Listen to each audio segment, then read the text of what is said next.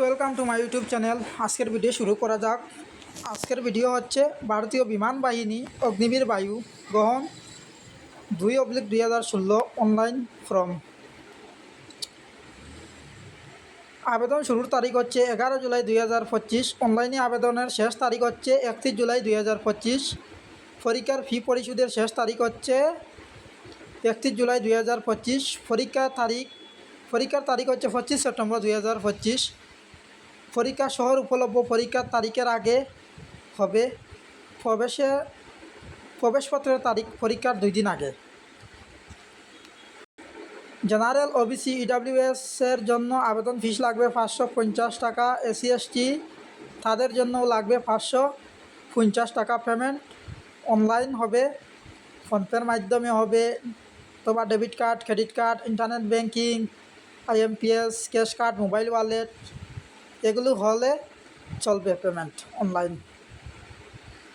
তারপরে এখানে বলছে বিমান বাহিনী অগ্নিবীর ভর্তি 2/2026 বিজ্ঞপ্তি 2026 ভারতীয় বিমান বাহিনীর অগ্নিবীর নিয়ম অনুসারে বয়সসীমা সর্বনিম্ন বয়স হচ্ছে 17.5 বছর, সর্বোচ্চ বয়স হচ্ছে 21 বছর। 2 জুলাই 2005 থেকে 2 জানুয়ারি 2009 উভয় তারিখ সহ এর মধ্যে জন্মগ্রহণকারী প্রার্থীরা নিয়োগ সমাবেশ অংশগ্রহণের যোগ্য। মোট পোস্ট হচ্ছে 2500। তারপর হচ্ছে পদের নাম হচ্ছে ভারতীয় বিমান বাহিনী অগ্নিবীর বায়ু গ্রহণ 2/2026। এখানে সেকেন্ড ইয়ার পাস হতে হবে এবং সঙ্গে সাবজেক্ট থাকতে হবে গণিত, পদার্থবিদ্যা এবং ইংরেজিতে পাস হতে হবে। ইংরেজিতে অবশ্যই পাস হতে হবে। মোট নম্বর কমপক্ষে 50% ইংরেজিতে লাগবে। তারপরে সেকেন্ড আছে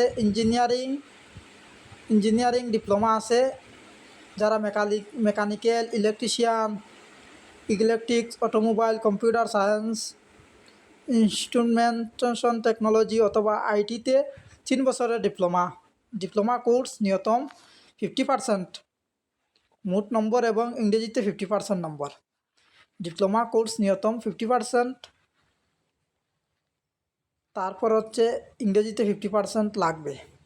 বৃত্তিমূলক কোর্স যেমন ধরে নিন পদার্থবিদ্যা এবং গণিত অবৃত্তিমূলক বিষয় হিসাবে 2 বছরের বৃত্তিমূলক কোর্স।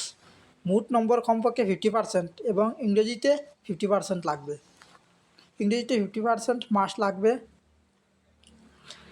তারপর হলো ভারতীয় বিমান বাহিনীর পদের জন্য আবেদন করতে ইচ্ছুক আগ্রহী প্রার্থীরা 31 জুলাই 2025 সালের মধ্যে অনলাইনে তাদের আবেদন জমা দিতে পারবেন।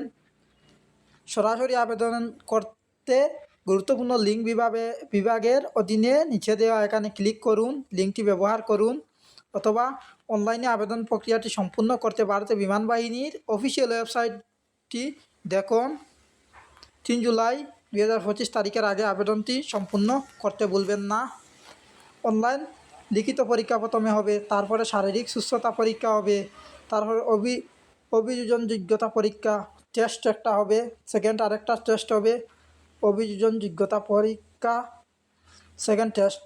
তারপরে হবে মেডিকেল পরীক্ষা, তারপরে চূড়ান্ত মেধা তালিকা, তারপরে মেরিট লিস্ট আউট হবে। আপনারা এই সুযোগটি হারাবেন না। যাদের বয়স আছে তারা করতে পারো অ্যাপ্লাই, এবং খুব একটি ভালো সুযোগ আপনারা। ঠিক আছে, সবাই ভালো থাকবেন, সুস্থ থাকবেন। আজকের মতো এই পর্যন্ত। নেক্সট ভিডিওতে আমরা নতুন কিছু নিয়ে আসব। ধন্যবাদ।